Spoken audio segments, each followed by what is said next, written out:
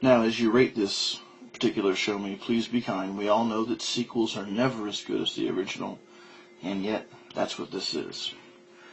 Here we're going to learn to factor quadratic trinomials again, but this time that number in front of x squared, it isn't going to be 1. And a lot of times that would make things harder, but if you're following the approach I used in the previous ShowMe, which made things a little more confusing, this is going to be a lot easier. So I hope that you have followed that approach. And if you haven't, go back and do a few more examples using the grouping approach that I used in my first factoring quadratic trinomials ShowMe, because if you didn't do that, this is going to seem a little bit confusing. I'll make it easy for you as much as possible. As before, the only way to do this is to go through a bunch of examples. I'm going to give you 7 here. And the process is very straightforward. Now that we've got that grouping approach in place. So here we go. Here's the process for handling this situation. Again, it's important to remember we are doing the FOIL method backward. But in the previous case that we had before, this number in front of x squared was 1. So it was an easy identification process. What numbers multiply to 2 and have a sum of 5? Well, that's not going to work here because this number in front of the x squared, it's going to show up in front of one of our two factors. We're going to have numbers in front of our factors that will multiply to that. In this case, it's 2. 2 is prime, so it's a little bit easier. And most textbooks and most teachers teach a process where you make lists of factors and go through combinations till you find one that works. There's nothing wrong with that approach. If that's what your teacher's doing, you should follow along and make sure you understand what your teacher's showing you. But I'm going to clue you in on a little secret, a little thing that makes this a whole lot easier, and actually a lot more like what you learned when that coefficient in front of x squared was 1. The process isn't all that different, actually. Here's how it works. Take these two numbers. We usually call them A and C. A would be 2, and B would be 5, and C would be 2 again. Multiply them together. 2 times 2 is 4. Okay, now consider 5. You want to know what numbers have a product of 4 and a sum of 5. Now, the reason everything's positive on this line is that everything up here is positive. Everything up here doesn't have to be positive, so these numbers didn't have to be positive, and they won't be in my future examples, but we always start with something easy. Have you got it yet? What numbers multiply to 4 and have a sum of 5? I got 1 and 4. So those are the ones that I'm going to use. What I'm going to do with those numbers is break up the middle term into 4x and 1x. Let's see what that does for us. Using the approach that I showed you in the previous ShowMe, we take the first two terms and factor their GCF. What's the GCF of 2x squared and 4x? Well, it's 2x. So what's 2x squared divided by 2x? Well, 2 divided by 2 is 1. You can have a 1 there if you want to. I don't mind in my class. And then x squared divided by x is x. 4x divided by 2x is just 2. What do 1x and 2 have in common? You might say nothing, but you'd be wrong. Two numbers always have at least one factor in common, and if you can't think of anything else, the GCF is 1. 1x divided by 1 is x, and 2 divided by 1 is 2. What do those two things have in common? Well, they have x plus 2 in common. So, x plus 2 comes out, and what's left is 2x plus 1. And if you use the FOIL method, you'll discover that those two numbers have a product equal to where we began.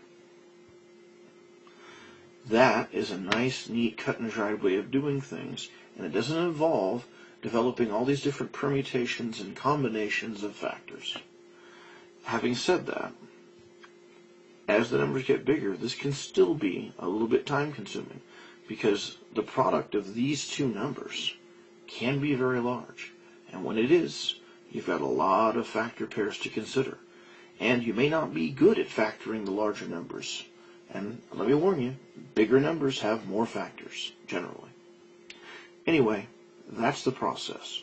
Multiply A and C and decide on a pair of numbers that have a product equal to AC and a sum equal to B. It really can be that simple, and I think this is a lot faster than the method of pairing up pairs of factors. Let's do some more examples. Okay, our process calls for us to take these two numbers and multiply them together. 6 times 7 is 42. And then this number, the number in the middle, is negative 23. I'm looking for two numbers that have a product of 42 and a sum of negative 23. Now, if they're going to have a product of positive 42, then they're going to have the same sign. But if they're going to have a sum of negative 23, then they're both going to be negative. So, what numbers, first of all, what numbers fulfill this regardless of signs? Well, I'm looking at 2 and 21. You think about 42, its factors are 1 and 42, 2 and 21, 3 and 14, and 6 and 7. 2 and 21 fit our bill nicely if they're both negative, which of course they can be. So we'll rewrite this as 6x squared minus 21x minus 2x plus 7. Factor the first two terms of their GCF. Well, what's the GCF of 6x squared and negative 21x? Well, they're both multiples of 3, and they're both multiples of x. 6x squared divided by 3x, well, 6 divided by 3 is 2, and x squared divided by x is x. Negative 21x divided by 3x, well, negative 21 divided by 3 is negative 7. X divided by x is 1, which means you don't have to write it. Remember from the previous ShowMe, when you have a negative sign here, you're going to have a negative sign here. So we're going to factor something negative out of these two terms. Well, 2 and 7, not only are they relatively prime, they're prime. The only thing they can possibly have in common is 1. So there it is. Negative 2x divided by negative 1 is positive 2x. And positive 7 divided by negative 1 is negative 7. Those two terms have 2x minus 7 in common, and 3x minus 1 is left. And those two factors do have a product equal to our original expression. The trick with the negative is very important. It's not really a trick. You have to factor something out of those. If it couldn't be a negative one, it would be a positive one. You have to factor something out. But don't forget that about negatives. If this number right here is negative, you're going to factor a negative factor out of each of these two things. That has to happen. For this example, same process. We have to multiply A and C. 5 times negative 3 is negative 15. B, of course, is negative 14. So, we want to know what two numbers have a product of negative 15 and a sum of negative 14. Well, let's consider the factors of 15. We have 1 and 15. We have 3 and 5. I don't think 3 and 5 are going to produce anything like a 14, so 1 and 15 are of the most interest to us. We need a product of negative 15. That means they're going to have different signs. When you add them, then it's going to look like you're subtracting. Well, that's how we get negative 14. So what I'm going to do now is I'm going to rewrite this process, 5x squared, and then I'm going to use 15 and 1 to rewrite negative 14. I want their sum to be negative, so the larger number should be negative.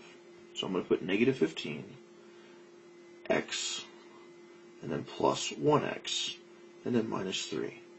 I haven't changed anything. The value of the two expressions is the same, but I've broken this up in a way that should allow us to factor it now.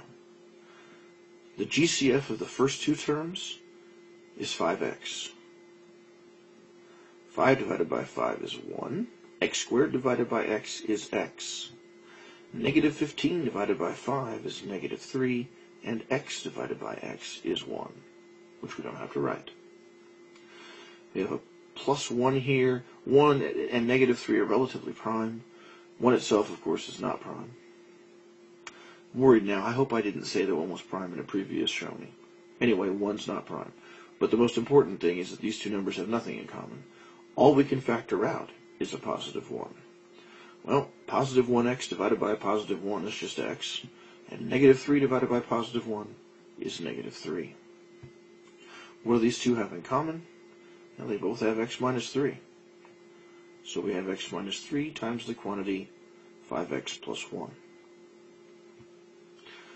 That process is pretty easy because all the numbers were so small. This can get pretty hairy when the numbers are big. Well, after that comment, you had to expect some bigger numbers. Here they are. First, we take 20 times negative 9. We get negative 180. The middle number is negative 31. We want to know what numbers have a product of negative 180 and a sum of negative 31. Well, 180 has a lot of factors. Let's break them up into pairs. We have 1 and 180, 2 and 90, 3 and 60, 4 and 45, 5 and 36, 6 and 30, 9 and 20, 10 and 18,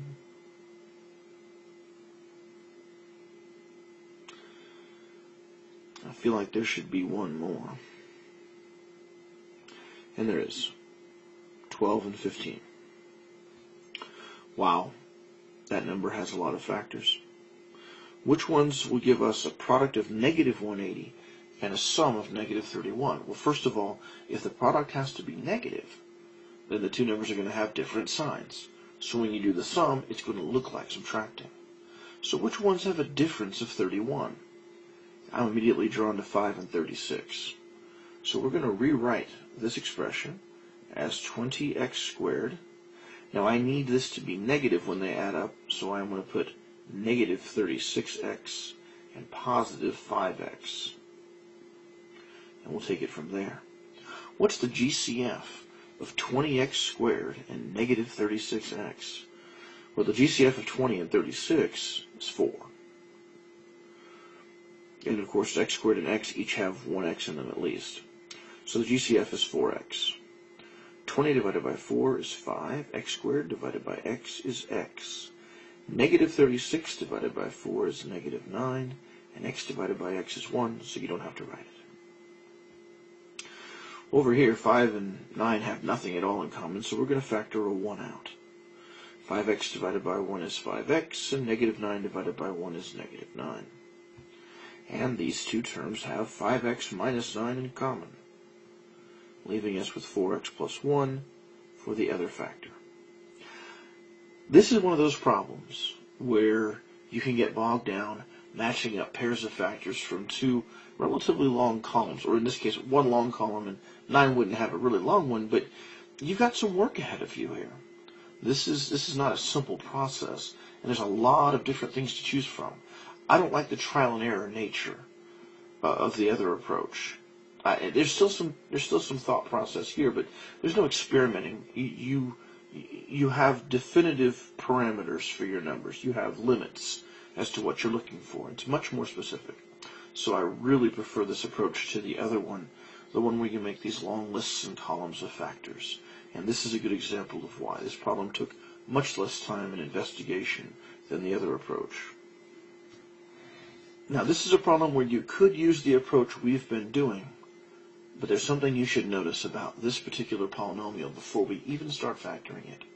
And that is that each of our terms has a common factor. They're all even. And when that happens, before you begin doing all the other complicated, convoluted things that you have to do when you factor polynomials, give yourself a break and work with smaller numbers. Factor that common factor out first. Start this by factoring a 2 out. 2x squared divided by 2 is x squared. Negative 12x divided by 2 is negative 6x. And 10 divided by 2 is 5. Not only does that give us smaller numbers to work with, we don't even have to use the methods demonstrated in this ShowMe or by your teachers for factoring these kinds of polynomials, because this takes us back to our previous ShowMe, where we factored polynomials that had we factored quadratic trinomials where a was 1. What numbers multiply to positive 5 and add up to negative 6? Well, 5 is prime, so it doesn't give us a lot to choose from. The numbers have to have the same sign, and they have to give me a negative sum. That means they're both negative. And the only numbers that multiply to 5 are, of course, negative 5 and negative 1. So there's the approach you might have encountered in previous work. Of course, if you're in my class, this is the work expected of you. You still have to identify negative 5 and negative 1, but I will want to see you write it out.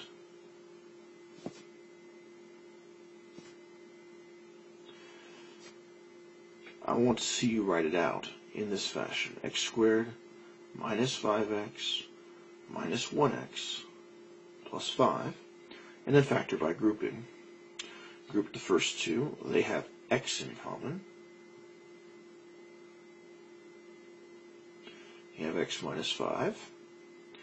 And for the last two, remember this is negative, so this will be negative. And 1 and 5 don't have anything in common, so it's going to be a 1. Negative 1x divided by negative 1 is x, and 5 divided by negative 1 is negative 5. Then those two factors have x minus 5 in common, and the remaining factor is x minus 1. Notice that 2 is a factor all the way through. You can't drop it once you've found it. So this polynomial, this trinomial, has 3 factors that we can identify. 2 and x minus 5 and x minus 1. If we hadn't done that, if we hadn't factored the 2 out first, we would have ended up with either 2x minus 10 or 2x minus 2 here. That would be a wrong answer on the test that I'm going to give at the end of chapter that we're doing right now, because it's not completely factored.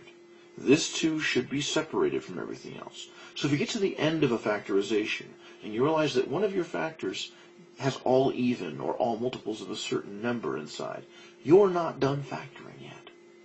But if you follow my little suggestion here and factor this 2 out right from the beginning, you won't have to worry about that.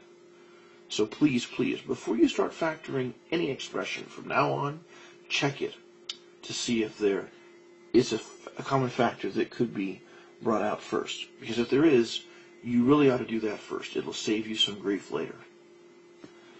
Okay, last example, I promise. This quadratic trinomial, all the terms in it are multiples of 6.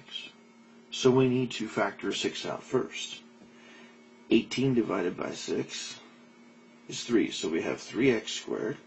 Negative 12x divided by 6 is negative 2x. Negative 6 divided by 6 is negative 1. Now we still have a trinomial of the type we've been dealing with. We need to take a times c, gives us negative 3, and of course b is negative 2. What numbers have a product of negative 3 and a sum of negative 2?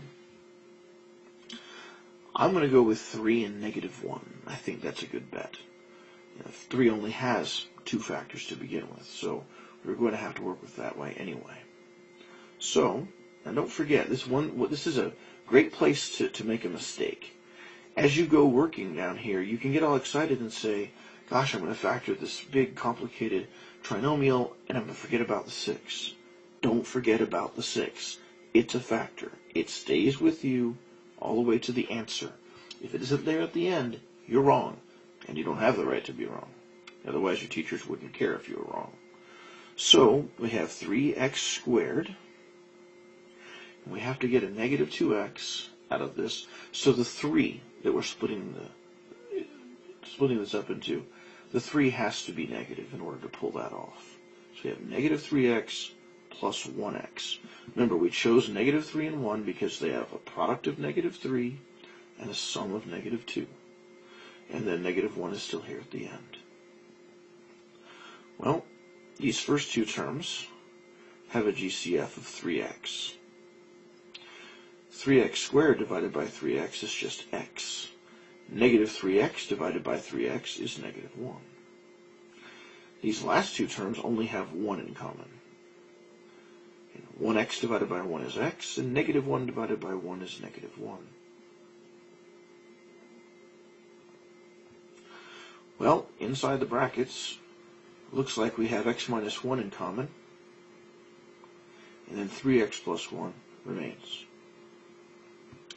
So that's the process. Please remember two things about this kind of problem. First of all, factor that 6 out first. Save yourself the possibility of making a mistake at the end if you don't realize that one of your factors can be factored further. If any of your factors can be factored further, your answer is wrong. And I don't know a teacher in the world who wouldn't tell you that and wouldn't mark it wrong. So take that to heart. But second of all, once you've factored that 6 out, don't forget about it. It's so easy to do because there's no work left to be done with it, yet it is a crucial part of your answer. If it's not there at the end, you're wrong. I hope that helps. I really, really prefer the grouping approach to the long lists of factors, and I'm going to assist my students use the grouping approach. So please, please model this in all of your work. Repeat it. The only way to learn it is to repeat it. I'm sure I've assigned plenty of practice, and I'm sure that if you have some other teacher, I'm sure they've assigned you plenty of practice too. It's worth it. Take it to heart and be disciplined in your approach so that you understand exactly, first of all, what your teacher wants you to do, but also a reliable way to get the right answer every time.